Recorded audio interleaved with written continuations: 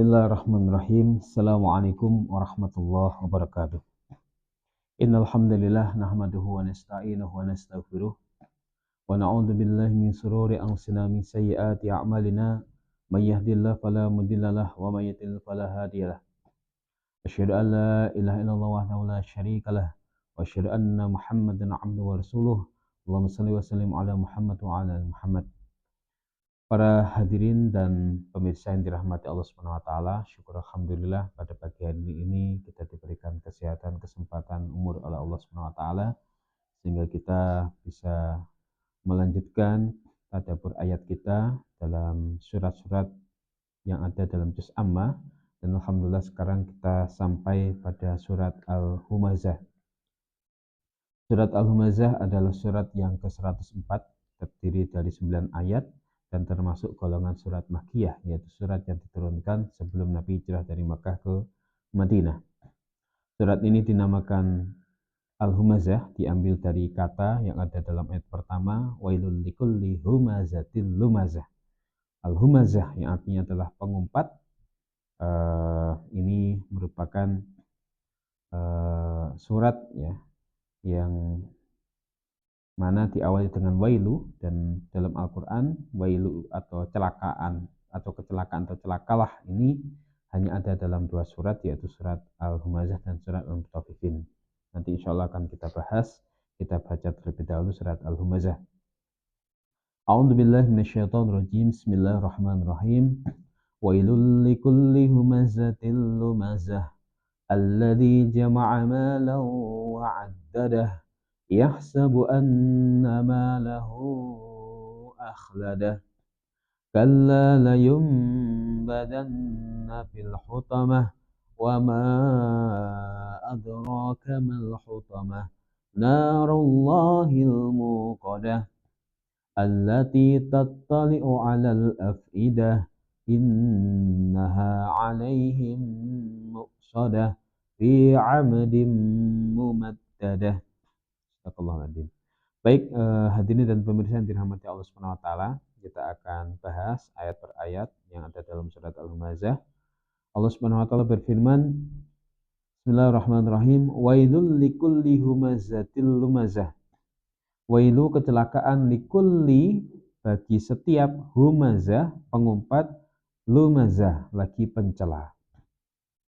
Baik, dalam Al-Quran hanya ada 2 surat yang diawali dengan kata-kata wailu, yang artinya celakalah. Ya, yang pertama adalah dalam surat Al-Mutaffifin, yaitu diawali dengan wailul lil mutaffifin, kecelakaanlah bagi orang-orang yang curang. Dan yang kedua dalam surat Al-Humazah, wailul likulli humazatil lumazah, celakalah bagi setiap orang yang mengumpat ya dan juga mencela. Nah, karena disebutkan dalam Al-Quran, maka itu adalah sesuatu yang sangat penting. Allah mencela ya 2 perbuatan tersebut ya karena menzalimi orang lain. Kalau dalam surat Al-Mutaffifin, wailul lil mutaffifin, celakalah bagi orang-orang yang curang, yaitu orang yang mengurangi timbangan dalam jual beli ya atau berlaku curang, ini sangat dicela oleh Allah Subhanahu wa taala. Jadi ketika menjual barang yang seharusnya kapasitasnya sudah ditentukan dengan kesepakatan umum, tapi kemudian dia berlaku curang, ditambahkan atau dikurangi timbangan tersebut sehingga barang yang dibeli itu menjadi berkurang kapasitasnya ya. Seperti misalkan menjual beras yang seharusnya itu 1 kilo diberikan kepada pembeli, tapi kemudian karena timbangannya ini ya diberikan mungkin pemberat ya, sehingga kemudian beras itu tidak jadi 1 kilo tapi berkurang begitu. Ini adalah sebuah kecurangan yang dicela oleh Allah Subhanahu wa taala. Dan dalam arti yang lebih luas mungkin adalah orang yang tidak seimbang antara melaksanakan kewajiban dan menuntut haknya. Contoh seorang bos ya yang misalkan dia memberikan pekerjaan lebih kepada karyawannya ya dengan upah yang tidak seimbang. Ini juga sebuah kecurangan karena antara kewajiban yang dibebankan kepada karyawan ya tidak seimbang dengan gajinya. Atau misalkan ada pekerjaan lebih lembur tapi tidak diberikan upah lembur. Begitupun juga Misalkan dia adalah seorang karyawan, dia hanya menuntut haknya saja tanpa melaksanakan kewajibannya dengan baik, tidak memenuhi kewajiban-kewajibannya, tapi menuntut haknya. Ini juga sebuah kecurangan, dan ini adalah hal yang dicela oleh Allah Subhanahu wa taala. Kemudian kalau dalam surat Al-Humazah, wailul likulli humazatil lumazah, celakalah bagi setiap pengumpat lagi pencela. Ini adalah orang yang suka menghina orang lain, suka mencela orang lain, suka merendahkan orang lain. Itu juga dicela oleh Allah Subhanahu wa taala, ya. Maka dua hal ini yang harusnya kita hindari karena ini mendolimi orang lain. Kalau dalam al-mutaffifin, wailul lil mutaffifin, ini adalah menzalimi orang lain dari sisi harta, sedangkan dalam al-humazah, wailul likulli humazatul humazah, ya, ini adalah menzalimi orang dari segi harga diri. Jadi harga diri seseorang didolimi sehingga Allah kemudian mencela. Nah, sehingga kita berlindung kepada Allah Subhanahu wa taala dari dua perbuatan ini, yaitu berlaku curang, ya, yang mendolimi orang dari segi harta, dan juga berlaku suka mengumpat, suka mencela orang lain sehingga kita mendolimi orang dari sisi harga dirinya. Nauzubillahi min dzalik. Kemudian Allah berfirman, wailul likulli humazatil lumazah. Ya, humazatil lumazah. Humazah dan lumazah ini berbeda, ya. Humazah ini ada yang mengatakan bahwa humazah adalah mencela orang lain ketika tidak ada orangnya, atau ngomongin orang lain dari belakang, ngomongin kejelekan orang lain dari belakang. Ini humazah. Sedangkan lumazah itu adalah mencela orang secara langsung. Misalkan mengatakan kamu bodoh, kamu jelek, ya, kamu pinggiran, kamu miskin, dan seterusnya. Ya, ini mencela orang. Ada yang mengatakan humazah itu adalah menghina orang dengan bahasa isyarat. Ya. Contoh dengan lirikan mata misalkan, atau mungkin dengan bibir yang menyumbing misalkan, atau dengan gerakan tangan misalkan. Nah, ini menunjukkan penghinaan, ya, dengan isyarat. Kemudian lumazah ada yang mengatakan menghina orang dengan perkataan, ya, yang tadi seperti saya contohkan. Jadi langsung ngomong, ya, bukan dengan isyarat. Itu. Kemudian Allah melanjutkan firman-Nya, alladzi jama'a malan wa 'addadah, yaitu orang yang ia mengumpulkan harta dan menghitung-hitungnya. Nah, ini adalah perbuatan orang-orang kafir yang hidupnya banyak untuk mengumpulkan harta kemudian menghitung-hitungnya. Ya. Orang yang punya banyak harta tanpa didasari oleh iman, maka hartanya itu akan menjadikan dia jauh dari Allah Subhanahu wa taala. Karena dia mengumpulkan harta dengan menghitung-hitungnya, maka menjadikan dia kikir.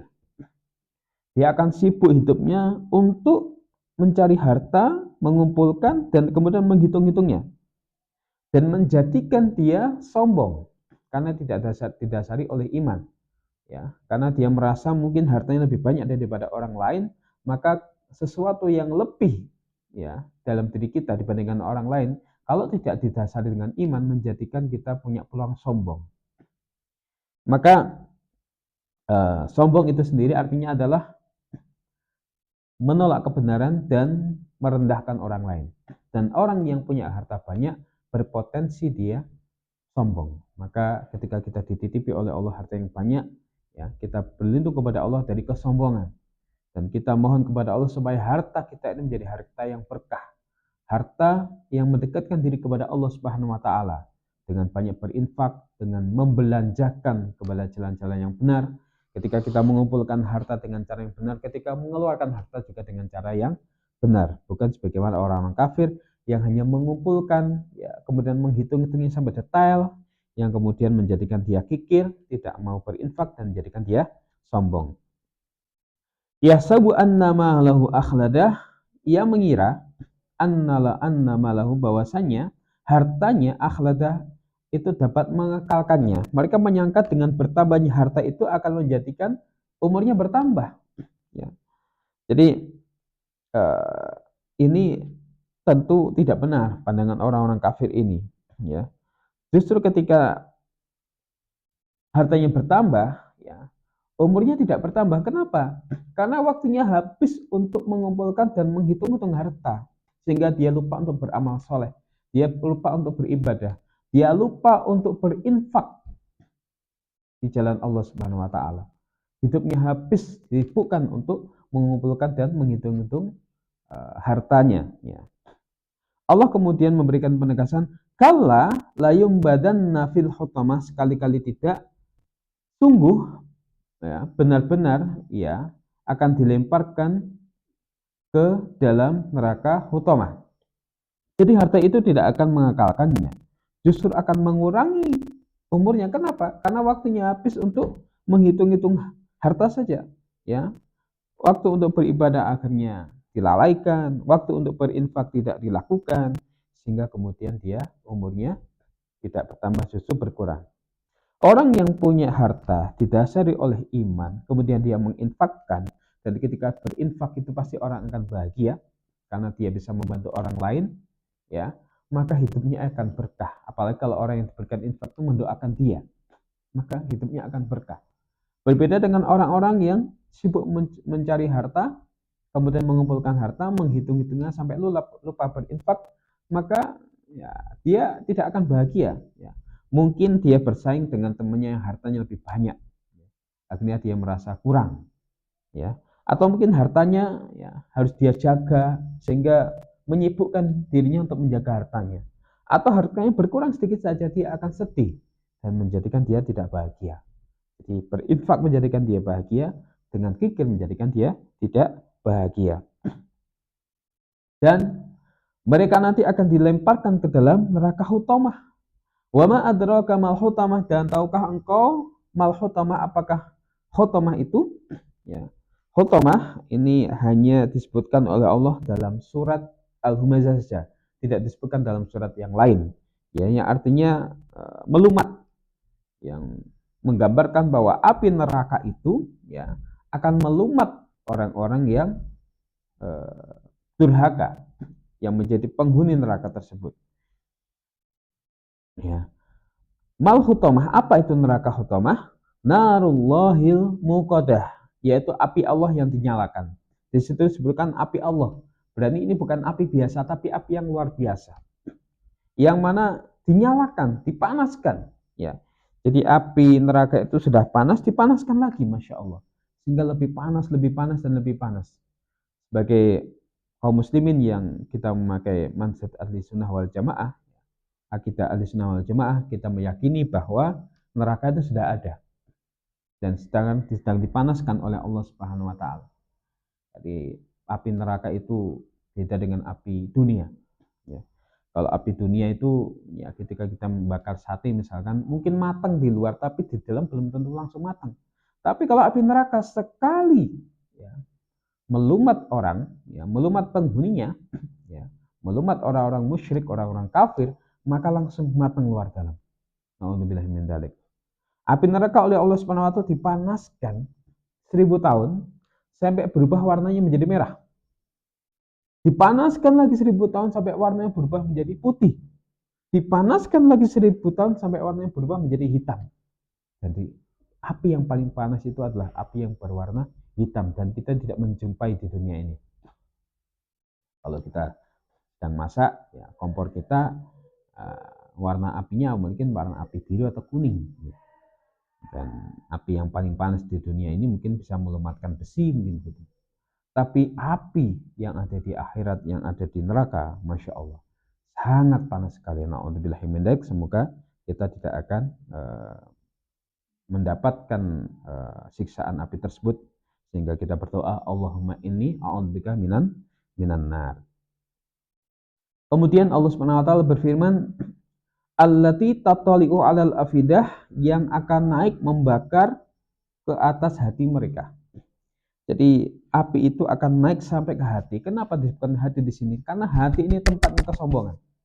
Ya, jadi orang-orang yang tadi mengumpulkan dan menghitung-hitung hartanya sampai kemudian lupa untuk menginfakkannya, ya, lupa beribadah kepada Allah Subhanahu wa taala, akan dibakar sampai ke hatinya. Karena hatinya ini menjadikan dia sombong karena banyak harta, merendahkan orang lain, maka kemudian nanti akan dibakar oleh Allah Subhanahu wa taala hati tersebut. Innaha alaihim muqsadah, sungguh api itu ya, alaihim atas mereka muqsadah tertutup rapat. Jadi api itu sudah panas begitu ya. Neraka itu sudah panas kemudian ditutup rapat, Masya Allah. Ya, sudah panas ditutup. Nah, Masya Allah. Sehingga panasnya lebih panas lagi begitu. Nah, mungkin seperti di oven begitu ya. Jadi ini juga menunjukkan bahwa neraka itu menjadikan penghuninya tidak akan bisa keluar. Ya, pengen keluar dari neraka tapi nggak bisa. Kenapa? Karena ditutup rapat dan tidak ada waktu istirahat. Ya, terus siksaan demi siksaan. Nauzubillahi min dzalik ya. Semoga kita terbebas dari siksa api neraka. Ya. Fi amadim mumaddadah, di tiang-tiang yang memanjang. Mereka diikat di tiang-tiang kemudian dibakar. Ya. Nauzubillahi min dzalik. Jadi siksaan Allah, siksaan yang paling kejam, yang tidak ada orang yang bisa menyiksa sebagaimana siksaan Allah. Maka kita hanya punya waktu di dunia ini untuk beramal soleh, untuk bertakwa kepada Allah Subhanahu wa taala, beriman kepada Allah Subhanahu wa taala supaya kita selamat dari api neraka dan kita sering berdoa kepada Allah Subhanahu wa taala, Rabbana atina fid dunya hasanah wa fil akhirati hasanah wa qina adzabannar. Ya. Kita minta keselamatan di dunia, kita minta keselamatan di akhirat dan dijauhkan dari siksa api neraka. Demikian yang bisa kami sampaikan. Semoga kita termasuk orang-orang yang bisa menghindari perbuatan-perbuatan dicela oleh Allah, yaitu suka mengumpat, suka mencela orang lain, mendolimi orang lain, kemudian mengumpulkan harta, memperbanyak harta, menghitung-hitungnya sampai lupa berinfak kepada Allah Subhanahu wa taala, dan kita berlindung kepada Allah Subhanahu wa taala dari siksa api neraka. Demikian bisa kami sampaikan. Wabillahi taufiq wal hidayah. Wassalamualaikum warahmatullahi wabarakatuh. Kita tutup dengan doa kafaratul majelis. Subhanakallahumma hamdik, asyhadu an la ilaha illa anta, astaghfiruka wa atubu ilaik.